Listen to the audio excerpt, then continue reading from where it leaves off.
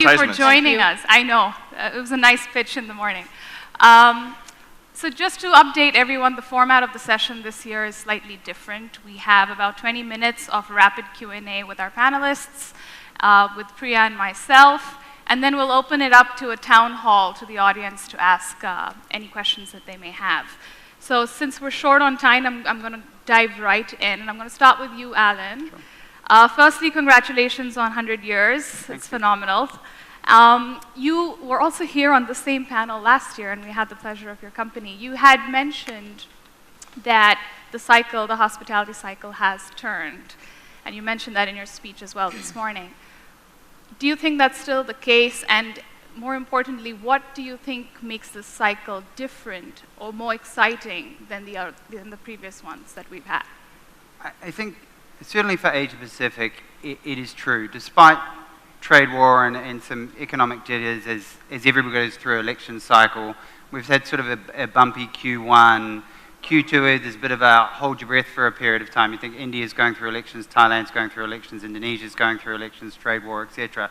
So on a micro perspective, I think there's been some jitters in the first quarter. But from a macro perspective, urbanization, modernization, double GDP growth rates across Asia Pacific have seen us open more hotels right across all chains and right across the industry than ever before. I mean, we'll open 100, which is a record for us this year. So there's certainly more demand, more construction than any time in recent history. So I don't think that's changing. I think what's changed here in India is it's more controlled, it's more meaningful, it's more ROI driven. I think the banks got a jolt in the last high season, and I think there's been more of a mature approach to investing. I think we've seen less JVs and more REITs. I think we've seen a more organized approach. So I think it's a less excitable and perhaps more mature and more professional market, but it certainly is a upcycle, and there's certainly more interest in this market, both domestically as we start to compete with retail and commercial, but also internationally. Right. Right. Yeah, I think we heard some of that yesterday as well, that the cycle is really maturing.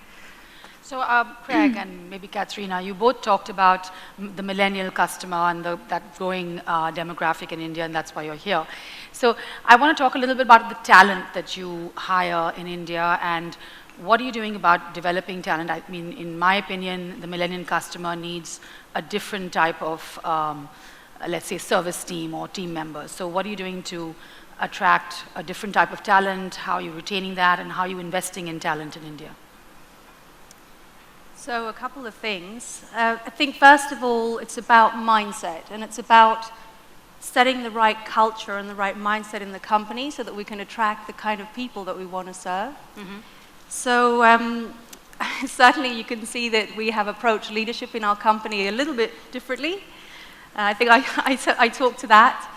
We recently changed our leadership of India as well, and Zubin Saxena is now leading that team. And Zubin brings really a background of a fresh mindset. He's a strategist. He started off his career as a consultant and led development for our company for a long time very successfully. So I think by putting the right people in place, we're also attracting people who share that type of mindset. We're all passionate about what we do. We're visionaries, we look to the long-term future, and we want to create a space that is just amazing to work at. So I think by setting from the top our vision and really living this culture, we're beginning to attract the people that we want. Now at the same time, we're also looking to develop our people, and we've just launched Radisson Academy. It's really an online platform where we provide all of our training, and it's a source of sharing and learning for the company. And I've heard that we actually here in India promote from within. 75% of our GMs actually come within the company. So we're really looking to groom and create this culture of learning, coaching. What I'm challenging everyone to take on is to coach people around them, and also be coached. Correct. The interesting thing about being on a panel with counterparts is we end up saying a little bit of the same thing. Same thing, yeah. Maybe I'll expand a little bit on what we do is you have to, millennials are the same as we were when we grew up. They're ambitious, they want an opportunity to grow, they want an opportunity to see that you're actually going to develop them, but you have to speak to them and communicate to them differently. I mean, I have 5 children, And I learned one day that the only way that I would call them, they wouldn't answer. I would text them, they wouldn't answer. And my wife would send them a Facebook Messenger message, and they'd answer in 20 seconds. And so it was an epiphany for me that I had to go about communicating differently. So we do WhatsApp chats, we do Twitter chats. We use a lot to communicate. We do through social media. We do a lot of the training. And they want online training, like Katrina said. They want something and they want it in shorter increments, and they want to be able to feel like you're investing in them. That's it's a huge piece. It was the same when we were growing up. I think we forget that, but more so today, that you've got to keep them energized and interested so that they don't go looking somewhere else. Yeah, I want to dig a little bit deeper in this issue, because we had the owners session yesterday, and we had about 80 owners in the room. And one of the critical topics or issues that came out was actually the talent crunch. And we've published an annual manpower survey, and it tells us that the all India average for attrition is about 25%. And it's highest in actually upscale hotels. So I want to understand specifically, what are you doing at the unit level to be able to tackle attrition at the unit level? Maybe Alan, you can take that. Look, I think it's a truism that people work for people, and both Katrina and Craig spoke to the learning opportunities within the major brands or within the major hotel companies. And so, gone are the days of issuing memos. Gone are the days of people having to read manuals. I mean, you have to be able to train. You have to be able to engage people in a way that they want to learn. And the quickest way to lose someone is to have them working for a bad leader, right? So people join any business for either instant gratification in salary or future gratification in earnings or in a potential to move. And so Hilton's just won Global Great Place to Work for the first year, and that's for both of those reasons, right? People join for the future. If people are joining just for the instant salary of today, you'll lose them. Yep. It's people's onward vision, and I find that attrition is based on the fact when they don't believe anymore. They thought they were going to join Hilton, Marriott, Radisson to learn something. They didn't learn. We didn't fulfill that promise, and then they go somewhere else to learn. It's really about money, and it can be for a small percentage of the population, but those leaders or those people that are joining just on money, you're going to lose them for $10 more every year, every time, right? And they're going to end up being unfulfilled. So as long as we as an industry can fulfill the learning and progression aspirations of people, I don't think we'll lose people as quickly as we are today. But I understand that if you're running a single unit, a single owner, that can be hard, right? The reality is it's hard to compete against the major companies and sell the dream of onward promotion. So do you have a target attrition rate that you're aspiring towards? Look, I think healthy attrition is about 10%. I think you need to be able to make sure that you're setting a benchmark and people are proud to work there. And I think you should also be confident saying you don't meet the standard. Right? Yeah. We're all trying to, particularly in a luxury space, we're trying to compete with each other and provide exceptional experience. So zero attrition is a bad thing. Yeah, sure. Yeah. So Craig, I mean, one of the questions we had is that, you now have 30 brands. Under Marriott, I'm one of them, and so is there a risk in that? I mean, there's so many competing brands and so many, owners getting confused apart from customers getting confused. So, how many brands is enough, and what is your strategy for that within the portfolio? Well, I hope 30 is enough, but I'm a little tired right now. But I think when we all started, when all of us started, we started with a hotel companies that were kind of focused on one singular customer. Right. And then we started going vertical, right? We had economy brands, we went up to luxury brands, and we thought we were really bright with that. And then it started going lateral, where you ended up with lifestyle brands. And you have to attract different customers. And it isn't just different customers, it's different experiences that people are looking for. I mean, I think of our own family where we go on vacation. If we're going on vacation with the children, we may go to one brand. If it's just my wife and I, we may go to another brand. If we're bringing our two youngest, they'll want to go to more of a lifestyle brand. And you need to have this opportunity for people to have the different experiences that they're looking for.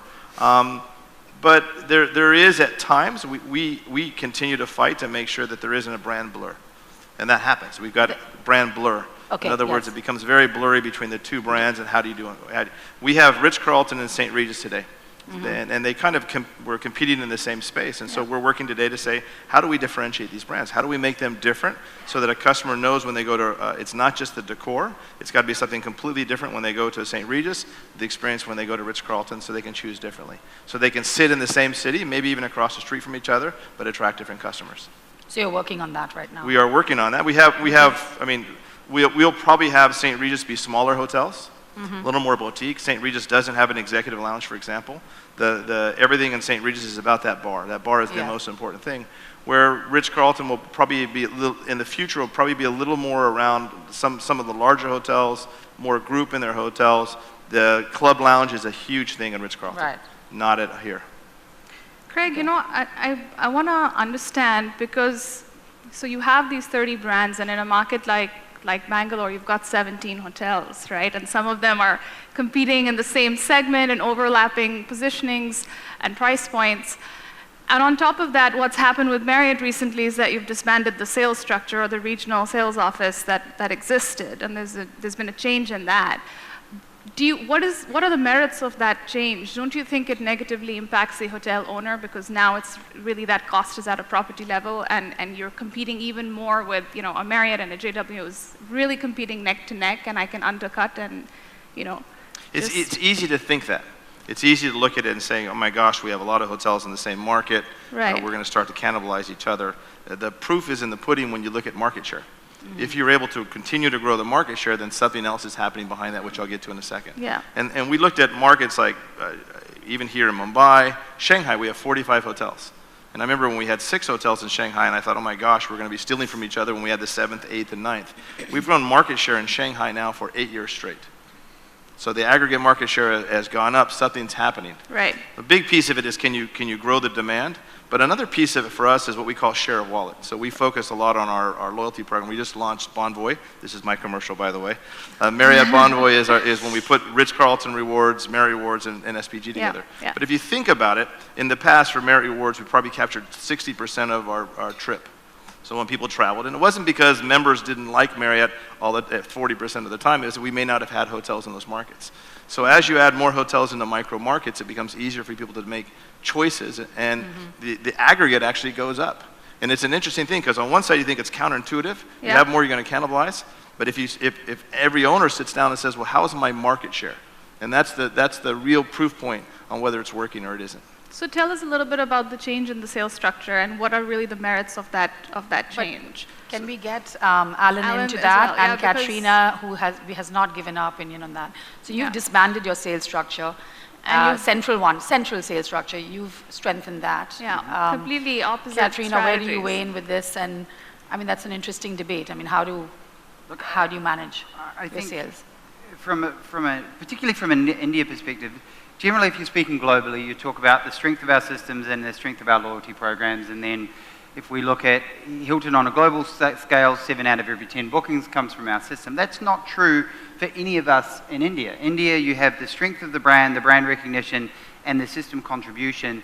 Then you have your owner relationships in which people choose to invest with you. But crucially, between your ability to manage the owner relationships and be a great opco and manage the business, and the system the brand has, you have a real commercial need. I mean, 87% of this market is domestic. And so we've got a big above property sales team that we fund centrally to drive domestic bookings into all of the individual assets. I mean, this is a market, particularly when you're out of the key inbound cities, where the strength of your brand, as strong as all of our brands is, doesn't do it alone. So in that case, we fund it, it's central. Will there be a time that India is completely digital and we get the same system-based performance from our Hilton systems as we do in the US or we do in China? I would hope so. Between now and then, I think there's a big role for a national sales team to be able to play. Katrina, where do you weigh in on this? I'd say that there's 2 approaches here. One, I think, like Alan said, it's very much a domestic market today in India, and oftentimes the profile of our owners really are tracking how much sales are we generating for them. So we have to, and we have expanded our team in terms of their ability to deliver corporate sales generation to our hotels, and we had a great year. We exceeded our budgets last year. However, the other thing that we're doing is focusing on, I'm going to go over it again, the technology piece, because look at OYO. How much corporate sales are they doing? So the other thing we're doing is we're launching a new website at the end of this of June that will be radically different. It comes with a mobile app. So we're making sure that we're going this two approach. One, we have to keep on delivering a corporate sales to our hotels, but two, be ready for this new wave of people booking through online and technology. And Let's Craig, go back and you need answer. to add, yeah. Go ahead. We haven't disbanded our sales. Okay. We've bifurcated the sales. Okay. So you have global sales, which focuses on outbound. You have national sales, which focuses on the large accounts that deliver across. Okay. And then you have corporate sales. A lot of the corporate sales that happens on a more of a micro basis by market. And so you've got 3 different layers of sales that happen. We haven't disbanded sales, so to So speak. the micro sales are happening at unit level and the owner is paying for it? Is that right? There's sales that happen at levels with everything, sure. Yeah. Every single owner has sales leaders on property. We've experimented at times where we've taken all of the sales off of the property, and it's been a disaster. Okay. And so you've got property level sales, and then you've got sales that are happening kind of on a national level, and then you have sales that happen in global level. And those are also what feeds into the market. So if someone traveling from London, from a major company, or from Hong Sure. Kong or somewhere else. Sure. Katrina, you know, there's something which I was reading up yesterday and I found it very interesting. I don't think most people know. Of all the brands that we've had on stage over the course of the last day, you're probably the only brand that has more rooms in India than China. And that was amazing to me, you know, 9,000 rooms in China and 19,000 rooms in India. Tell us a little bit about how that happened, and because it's so different to the other brands. India is one of my favorite regions in the area that I oversee, and we really do have a very strong footprint here, and that's testament to my being early movers. We've been in India for about 20 years, and having really exceptional people be able to connect with local investors and grow our brands here. China, let me be honest, I think we can do a lot more, and it's really as much as I think India will continue to grow, and we have a lot of confidence in the market for many, many reasons. China's going to be our big growth spurt now, so we've also got new ownership who are really experts in China, and we have very strong plans for growing our brands in China. So probably next year we'll still have that same ratio, but within about 2 to 3 years, I think that will start to shift. So I think that brings us to some growth in India questions. So, so the first thing is, how do we increase tourism arrivals into India? And I'd like to hear from all of you experts about what can we do in India, the government or industry, some kind of out-of-the-box solutions or suggestions. Craig, so I have my pat answer to this, which I tell everybody. Most countries don't realize that they're competing for tourism. They do sort of, but they don't realize, like companies, the 3 of us compete for the same owners for deals. We compete for the same clients for deals. Countries sometimes don't look at it that way. They don't see themselves as competing. And a country can close down very quickly, can open up very quickly depending on what they do. What most countries do is they roll out the red carpet and then they roll out the red tape. So they roll out the red carpet, there's advertisements, Incredible India. You've got one wing of the government out spending a ton of money on tourism.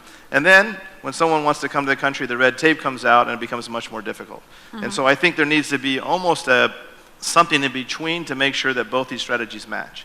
You don't want to say to somebody, come to India, but it's going to take you 6 weeks to get your visa. You'll spend a lot of time in line. There's not enough infrastructure. All these things, they need to match each other. Sure. One side you could say it's a problem. The other side you could say it's a massive opportunity. If India could ramp up the tourism, what it would do for this industry alone, and the knock-on effects to all the other industries in the country. Okay, but I guess India is also about the incoming arrivals as well as the domestic demand, which is huge and which is what all of you and all of us are catering to. So, what are your learnings about your India kind of entry on your India strategy? I mean, how can you get more hotels to, say, sign on in India? Because we saw yesterday that there are very few hotel openings, there's a lot of demand, and there's a big mismatch. Sebastian talked about that there's been a struggle to open only, I think, 25 hotels as of now. So how can we accelerate that? I mean, and what are your learnings? What can we do differently?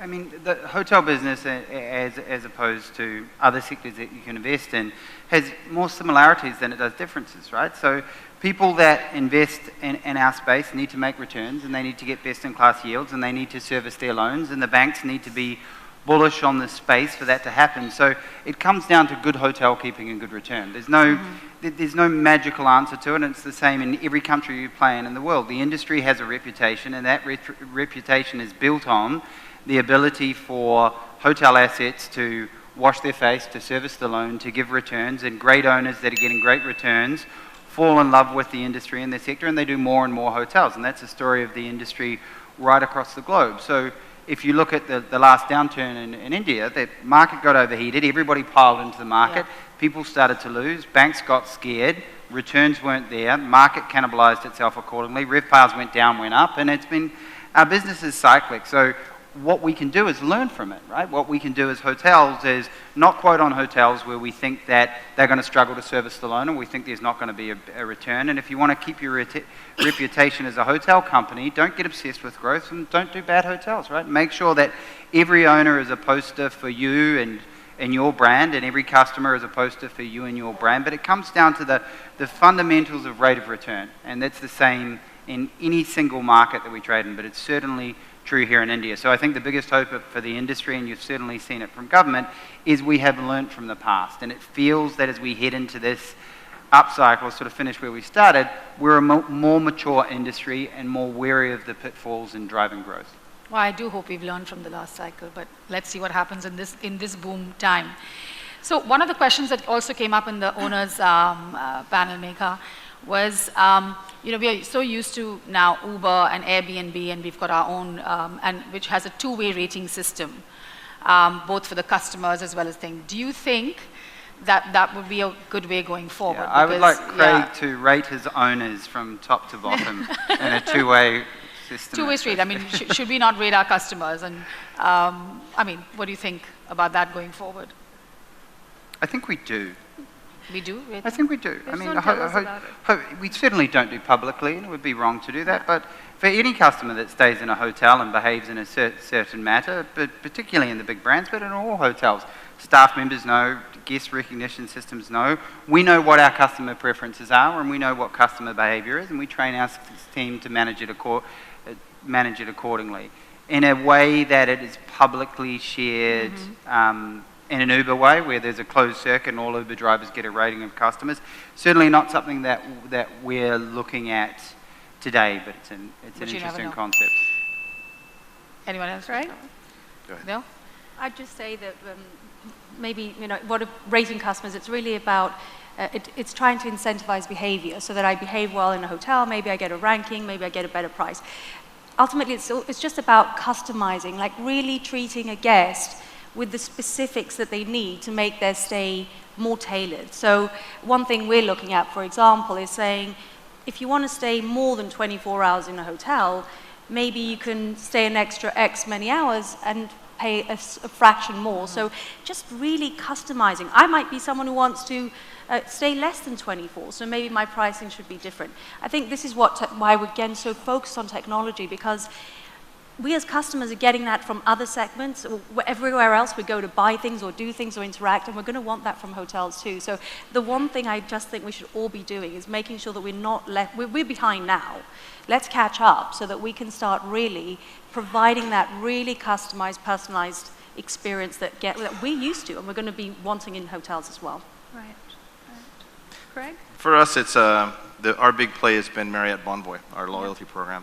I mean, one of the big reasons to purchase Starwood was to have this really strong program together. And if you look at, it feeds at least 60 to 70% of each one of our hotels is filled with members.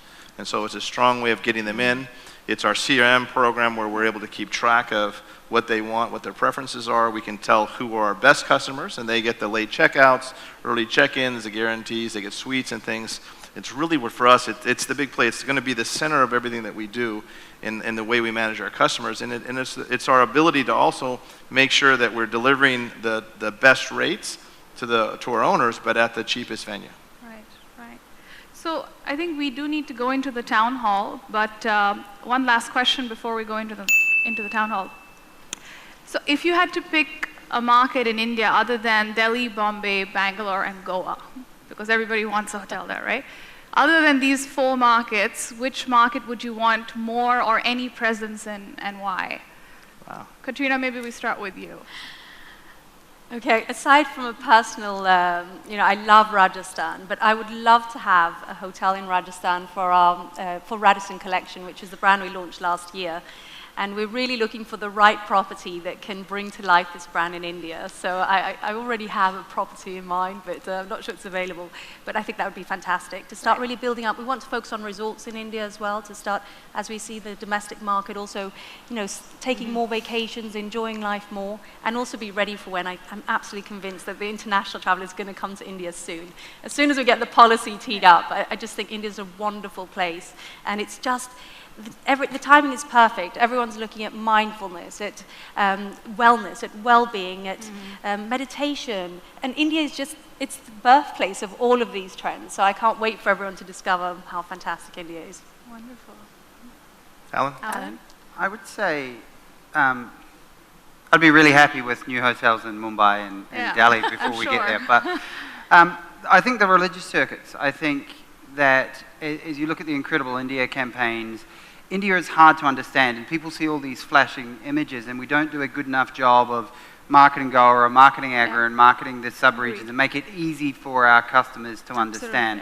But I think the religious circuits and the sites is something that is underserviced today, particularly from an international inbound customer.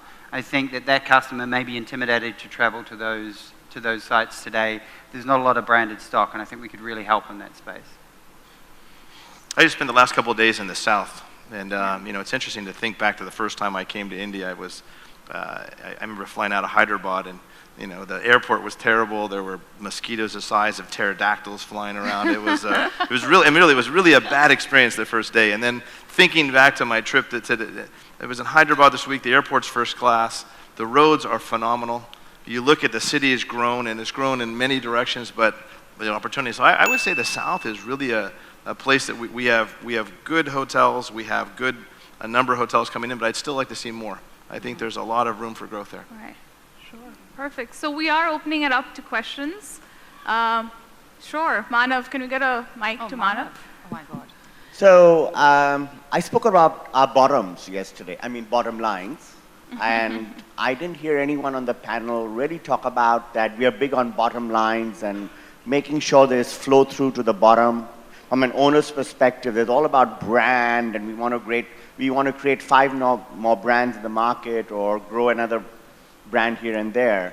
So any focus on how we can improve the flow through and increase the bottom line? And number 2, room rates have not really moved.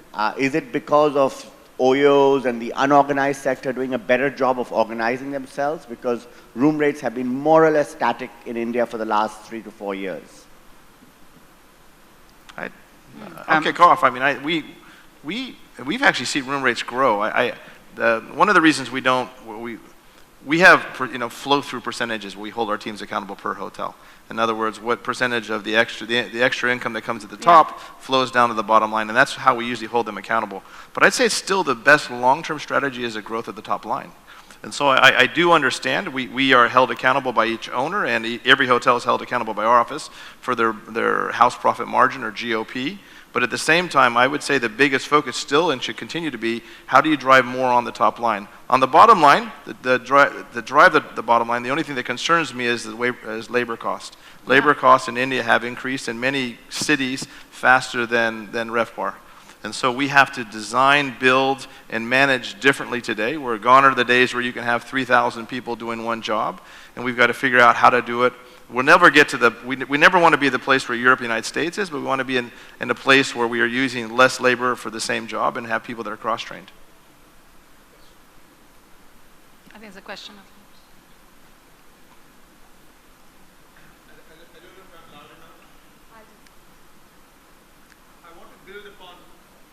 I want to build upon what Manav just asked about the bottom line. There's been a lot of talk this morning and in the last 24 hours about an upcycle and things are improving, things are getting hot again. But speaking as an owner of 3 hotels in North Goa, speaking to other owners, somehow owners don't share that same enthusiasm and energy as the brands and the operators do. And I think part of the reason is we've been focusing too much in the past on inputs and outputs, TREFPA, REFPA, even the slightly more bankable ones like GOP. When can we address this asymmetry of information, either before we sign contracts or right through the contract, and talk about what really matters? What is the return on the net assets? What is the unencumbered cash flow of the last 3-6 years for the last 10-20 owners in this markets of India? What's going to be, to use Achin's phrase, what's going to be the return that you might expect? There are no guarantees, but what's the return you can expect on the capital that's been invested? I think we should always, sort of to my earlier point, we should always be talking about that. We should be talking about it at pro forma stage. We should be talking about what the debt coverage over the loan is. Owners and branded hotel companies, or owners and hotel companies, should be having that. That should be the first and foremost discussion that we're having. What is the percentage return? Why would you do this versus retail? Why would you do this versus commercial? What is our ability to service the loan, and what sort of percentage return are you looking at, as we should be any investment? And I think that's how the industry's got itself in trouble before. We focused too much on top line and market share and things. And yes, we have some things to address in productivity if we want to get towards a more productive workforce, and we need to train our general managers in retention recovery. Sometimes rates are up and it's not bleeding through to the bottom line. Sometimes rates are down and we're not recovering it to the bottom line. But at the end of the day, there's a debt service to be covered. And I want to make sure that our developers are talking first and foremost, what is the return you need to make this asset work? And then let us work up to brand, hotel, key count, and not the other way around. Too often people are talking about, I want to build a 5-star hotel with 250 rooms. It's the wrong conversation. Regardless of what you as an investor want to build, there is a cost to build, and either we as an industry or we as a branded hotel company can or cannot give you that return. And so all of that comes down to honesty and trust at the outset of the financial fundamentals of that project. And then of course you can build up from there. But I do think in the past we've built asset into P&L and not P&L into asset. Yeah, with pleasure. Thank you for asking. So a couple of things. First of all, we've taken an approach of the history doesn't matter. And I don't say that, of course, there's relationships and all that, but we're taking a really fresh approach. And I'll give you an example. In January, we had our executive committee meeting in Delhi, and we actually had some of our colleagues from Europe with us. And believe it or not, we were using benchmarking from, say, for hotels in Scandinavia that have some of the highest labor costs in the world, and saying, how do they manage their hotels? What have they done to combat labor costs, and yet still, of course, measure NPS, like Net Promoter Score, so that we measure guest experience? And we're bringing some of those approaches right here to India. Because everyone says, oh, but labor's cheap, doesn't matter. It does matter. We have to be proactive. Let's not wait until we have to make these changes. So today we've just, actually earlier this week we launched what we're calling Center of Excellence, which is hotels that manage to qualify, that are really managing laser focus on GOP and really making sure that staffing is thought freshly. We're merging departments. We're looking at how can we run the way our colleagues do in parts of the world where they don't have the privilege of having a little bit more wiggle room in terms of labor costs. So we're just really looking at it kind of out the box, and really strong benchmarking and applying concepts that perhaps some of our competitors and other are not expected here. But why not? Why don't we lead? Any other questions? Yeah, I'm not underscoring the importance of, I think that the management company, the owner, need to sit together and ask themselves together, where can you save money and where can you draw more to the bottom line? But I've been in the industry 31 years. If you only go out and cut costs, you will be successful for 1, 2, 3 years, and eventually you will cut costs in your hotel, and it's hard to come back.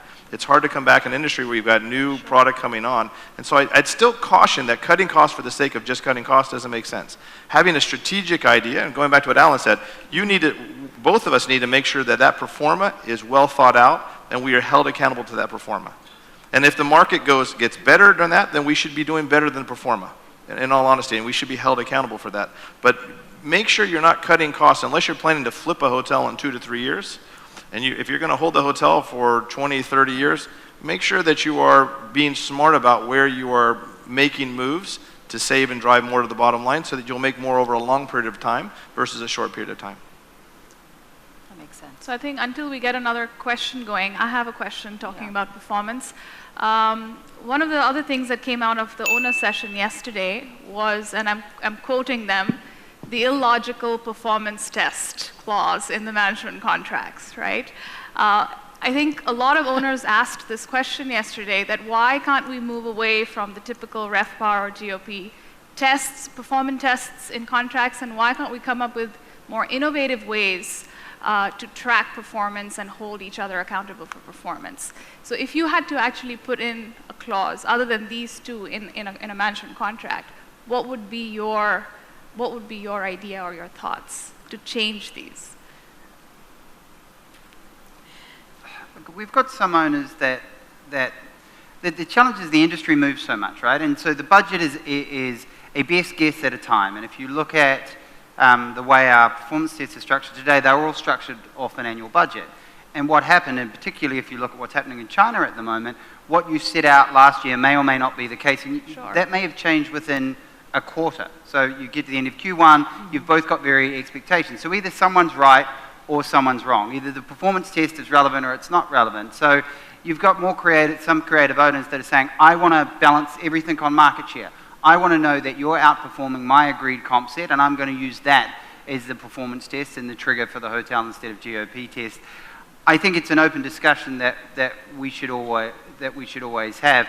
I agree. I think it's an imperfect system because it relies on you getting something right in October the year before, but it's the system that we have today. It wouldn't hurt us, and I think the entire industry would be open to a more standardized performance test. What that is, I think we've got what we've got at the moment for want of a better solution. So I don't think the hotel companies should be defensive on it.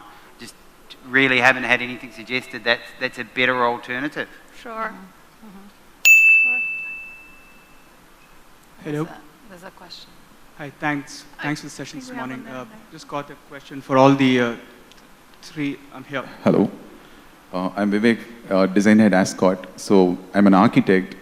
I'm imbibed with this thing called form follows function. Like when you have 30 different brands and different, how do you manage the differentiation between the brands? And there is always a postcard point when a person goes and stays in a property. You know, what you remember after the stay. How do you differentiate the properties when it comes to brand guidelines and standards? And what is that factor that differentiates? I think we addressed that earlier in the panel, but it's a pretty broad question. Yeah. I mean, you differentiate on physically how you design a hotel. You differentiate on the interior design, and then also what you focus on. Going back to the Ritz-Carlton, St. Regis, are you focusing more on the club? Or are you focusing more on the bar? I think that's the way to do it. But for every single brand, it may be different, and some of it may be touch points that happen through people. It's a fairly broad question. So can I ask a question around that?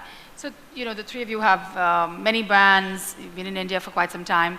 What is the one or two key things that you're different with? I mean, what makes you different to Katrina, to your company? What is the culture, or what do you bring to India that's different? Who wants to go first? I'm going to answer that. I think we probably have a lot more in common than differentiates us. The thing I think we should be looking more, rather than trying to outdo each other as an industry, how do we make ourselves relevant? Because my biggest fear is actually not from Alan or from from Craig or from our competitors. I think we have way more in common. What really I worry about is, are we doing enough to distinguish ourselves from those new entrants? And I'm talking about Google, I'm talking about OTAs, I'm talking about OYO. You know, those are the things we really need to be looking at. How do we make sure that we stay relevant? The way what we offer, managing real estate for owners of properties and managing guests, how can we really stay relevant? And I think the differentiating factor is going to be the way that we interact with our guests, the way we use data we know about our guests to be able to stay relevant. We all lost the game on the OTAs, some years ago. The hospitality industry sat there and didn't realize that was our weakest link. What I think we should not do as an industry is lose. We have amazing data about our guests. The amount of data we have collectively in our hotel industries is huge. What I'd like us to all start doing in our own segments, of course we're all competitors in a great way, is to really start saying how can we use what we know about our guests in a way that elevates the guest experience and allows us to really stay relevant in the years to come.